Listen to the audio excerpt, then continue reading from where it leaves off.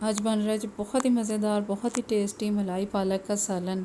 मलाई की तरह नरम, मुलायम और इतना मज़ेदार कि आप बार बार बनाएंगे। गोश्त के बगैर आलू के साथ में बना रही हूँ ये रेसिपी, और बहुत ही मज़े की बनने वाली है। आप बहुत ही स्पेशल लेकिन आसान तरीके से बना रही हूँ। तो बिस्मिल्लाहिर्रहमानिर्रहीम, अस्सलाम वालेकुम। कैसे हैं जी आप सब? अल्लाह ताला आप सबको हमेशा खुश रखे, आमीन।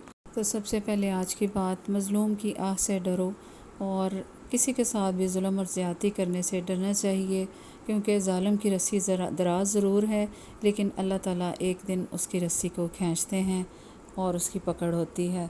अल्लाह ताला आपको और मुझे अल्लाह से ही डरने वाला बनाए, आमीन। तो जी चलते हैं रेसिपी की जानिब।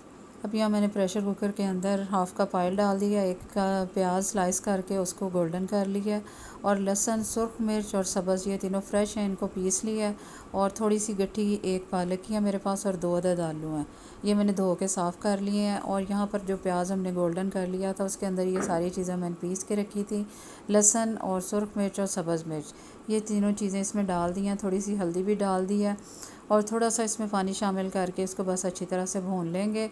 और जैसे ही इसका पानी खुश्क होगा, इसके अंदर मैं आलू शामिल कर दूँगी।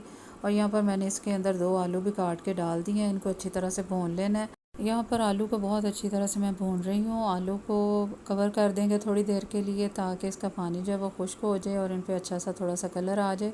देखिए कितना खूबसूरत मसाला तैयार हो गया है। और यहाँ पर देखें माशाल्लाह से ऑयल बिल्कुल अलहदा हो गया और बहुत ही खूबसूरत सा कलर आ गया। सुरख मिर्च इसमें हमने कोई भी शामिल नहीं की, जो ताज़ा सुरख मिर्च थी थोड़ी सी और सब्ज़ मिर्च, उसी के साथ हम सालन ये तैयार कर रहे हैं। यहाँ पर दही शामिल कर दिया आधा प्याली, और इसके साथ अब आलूओं को मज़ीद अच्छी तरह से मैं इनको भून रही हूँ।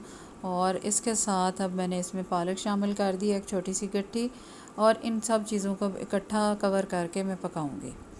और जैसे ही पालक हमारी अच्छी तरह से गल जाएगी, अब यहाँ पर मैंने आलू को इसमें से निकाल लिया है, और इसके बाद पालक को अच्छी तरह से पीस लिया है। आप पालक को ब्लेंडर वगैरह में भी पीस सकते हैं। अब यहाँ पर मैंने आलू भी देखें इसके अंदर शामिल कर दिए हैं। आलू भी तकरीबन हमारे गल चुके हैं पालक के साथ ही, और इस तरह बहुत ही आसानी से और बहुत ही मज़ेदार ये सालन तैयार हो जाता है।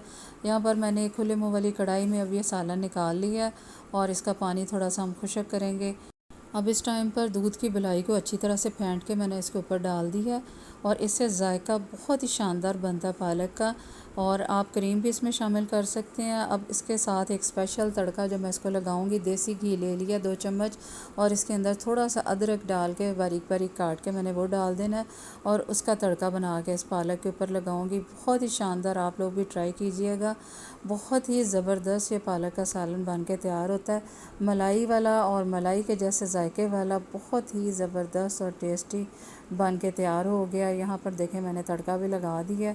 आप लोग भी ज़रूर ट्राई कीजिएगा और मुझे ये बताइएगा कि ये कैसा बना है। अगर आपको मेरी रेसिपीज़ पसंद आ रही हैं तो प्लीज़ लाइक कीजिए, शेयर कीजिए और सब्सक्राइब कीजिए। आप सबका बेहद शुक्रिया।